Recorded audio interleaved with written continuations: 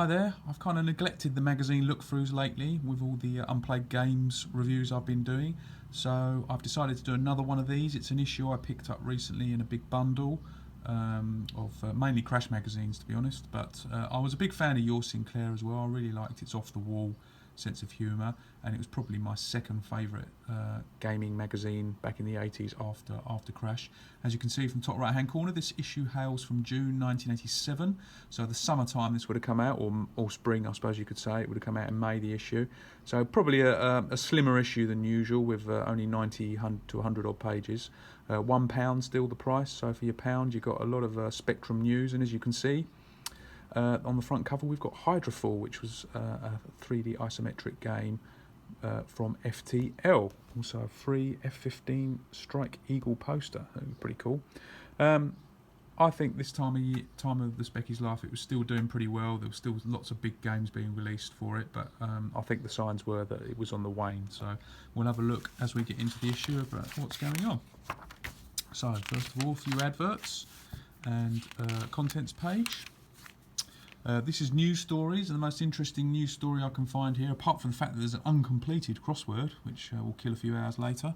We've got a story here about Barbarian, which was a game from Palace Software, and here you've got Wolf, otherwise known as Michael Van Wyck, and Maria Whitaker, page 3 model, and Steve Brown here, who was the designer of Barbarian.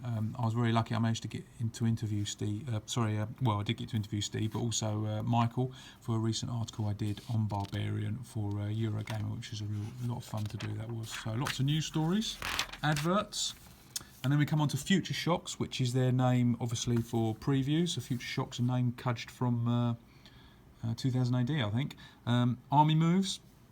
Now, Army Moves by Dynamic, or Imagine as it was over here, I found a really frustrating game to play. It got a lot of good reviews, but it did look good. The game looked good, but I found that it was just too frustrating. You know, this part here just signifies it really. You've got to jump over this gap, and there's this jeep coming the other way. If you lost a life, you were straight back to the start of the level, and also the collision detection was a little bit off as well. So, despite looking good, I found a lot of Dynamics games were a bit disappointing, really bad. Difficulty curve on them. Strike, which was a pinball, not pinball, a 10-pin bowling simulator. The Pawn, really good adventure, and Synapse, which was one of my favourite little shooters by Hewson, of course. And if you look carefully there, if you're a fan of the game, you'll notice that doesn't quite look like the finished spacecraft in the game. So obviously changed a bit for some reason. Lots more Future Shocks, including the very exciting sounding Pass Your Driving Test. Kronos, which again was a shooter that I really liked, and it was from the same guys that did Agent X. Wasn't really particularly fantastic, but it was a really good shooter, I thought, for $1.99. And a few more games here. We've got previews. Mystery of Arkham Manor, coded by the same chap behind the Red Hawk and Quark games. Lots more games, many licenses of course, such as Express Raider. Letters pages, they're always a bit off the wall, the letters pages. The readers obviously bought into the anarchic sense of humour, and a lot of the letters had that same sense of humour. Doodlebugs, which is a cartoon that someone sent in. Now this is interesting, it's an advert for a game called Hades Nebula, which I must admit I haven't heard of, and it's by a company called Nexus, who didn't really do a lot on the Spectrum. The artwork, obviously it's a comic strip that they've done here. It says, I think somewhere, that it's by Robin Evans. I'm not quite sure who he is, but it's very reminiscent of the art that used to be on the Automata games when they were bigger, a few months or a few years earlier than this. And actually it has a bit of a dig at the Spectrum, this advert as well. You can see here it says, and even parallax scrolling on the Spectrum, somewhat sarcastically. And then down here there's a comment about the Spectrum sound as well. Cute hearing to enjoy the Commodore Atari FX, or the funny little blips on the Spectrum. So they're having a little bit of a dig on the Specky there, Nexus. So obviously they were mainly Commodore 64 fans, or Atari fans, I suppose we should say. Some more letters. An advert for the aforementioned Barbarian, which caused a lot of controversy at the time. Hydrofall is just a preview rather than a review, but as you can see the game looks very nice here. One of the USPs of this game was that unlike most, or in fact all isometric games up until this time, you could actually move up and down the screen rather than just along the bottom of the screen, because obviously the game's set underwater. Advert for Head Over Heels, another isometric game. This must be my poster. I don't think I'll be putting this on the wall now, but yeah, very nice poster for F-15 Strike Eagle. Very nice indeed. More adverts. The famous Attack of the Mutant Zombie Flesh-Eating Chickens from Mars, starring Zappo the Dog. This was a much advertised and hyped game from Matthew Smith, author of Manic Miner and Jet Set Willy, of course, which never materialised for reasons not too clear. Matthew maybe wasn't happy with what was happening with the game, or some other reasons were involved, publishing or something.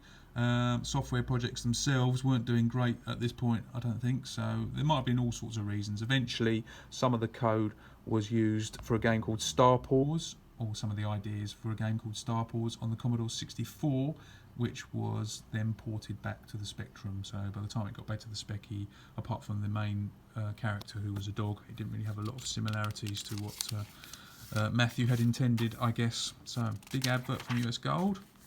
Hack Free Zone, basically tips. Poor old Beaujolais. I mean, I did like a lot of their compilations, but by this time, 1987, all the publishers had realised the value of their own stock, so they were doing their own compilations. So companies like Beaujolais were reduced to putting some of these games on here. And whilst they're all decent games, although I've never heard of Kettle by Alligator, they're all really old, and some of them, such as School Days, have already appeared on other compilations from Beaujolais. So not a great compilation there from them. Lots more tips. Warpath. This is a YS special on strategy games. So lots of strategy games there. Pretty much this page sums up strategy games on the Specky. You've got a game by Lothlorien, a game by CCS, and a game by PSS. They were the main strategy people on the Specky. So some competitions as well. And finally we're on to the reviews, and the first one we've got is Coronis Rift, which was from Activision and was one of the games that was supposed to use these fractal style graphics that didn't really work too well on the Specky, but it works enough here for YS to give it a 9 out of 10 score. Big Trouble in Little China, which I thought was absolute pants, but they managed to give 8 points to here, or 8 out of 10. And Throne of Fire, which I never played, but apparently it's a pretty decent game, and that gets 8 as well. So onwards, lots of adverts for people selling software. Trivial Pursuit, Baby Boomer Edition, gets 6. And Ghost Hunters, which was a Codemasters game. Codemasters were releasing hundreds of games every month by this point, and that gets 7 out of 10.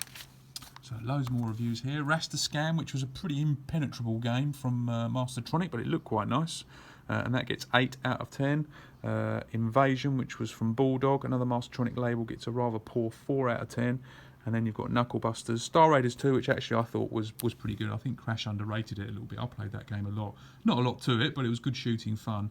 Maybe 8's a tad overrated, but I think probably a score of 7 would have been fair for that.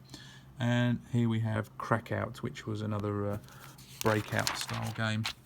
Some nice maps. A hacking special, so lots of pokes there. Doc the Destroyer.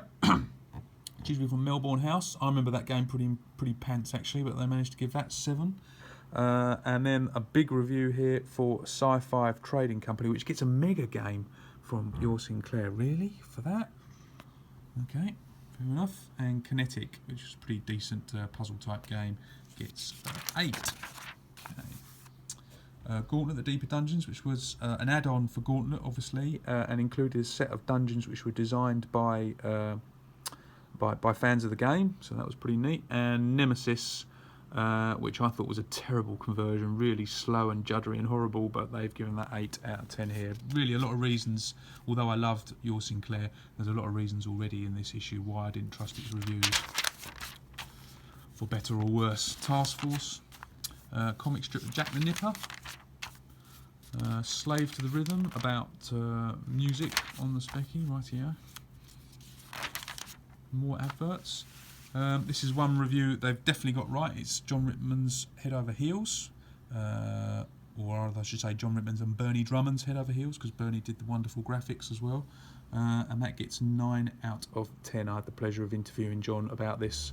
It went down to his hometown to have a meal and a chat with him about Head Over Heels, and it was really nice interview, and it ended up as an article for Eurogamer, which you can see online. So, advert for the aforementioned Hydrofall, competition winners, adventure section, these are always quite popular. The Sydney Affair, I remember that game, that gets 8 out of 10. Now this is interesting, this is an advert for Your Sinclair t-shirts, and unlike a lot of the other magazines, they actually use the staff to model them. So I'm not really too sure who all these people are, to be honest, but I know that is Teresa Morn there, or Teaser, or whatever she called herself. Is that Phil South?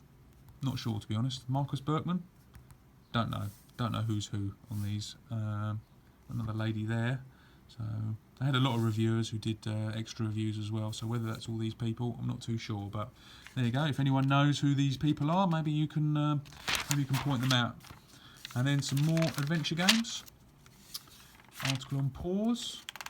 An uncompleted word search as well, so really I've got my evening taken up here, haven't I? Review for the Sentinel, which was a great puzzle action game from Jeff Crammond. Really fun game this was. I loved playing this, and that got 9 out of 10. 9 out of 10. So good game for the Specky. It really pushed the Specky to its limits technically as well. I think it was by Jeff Crammond.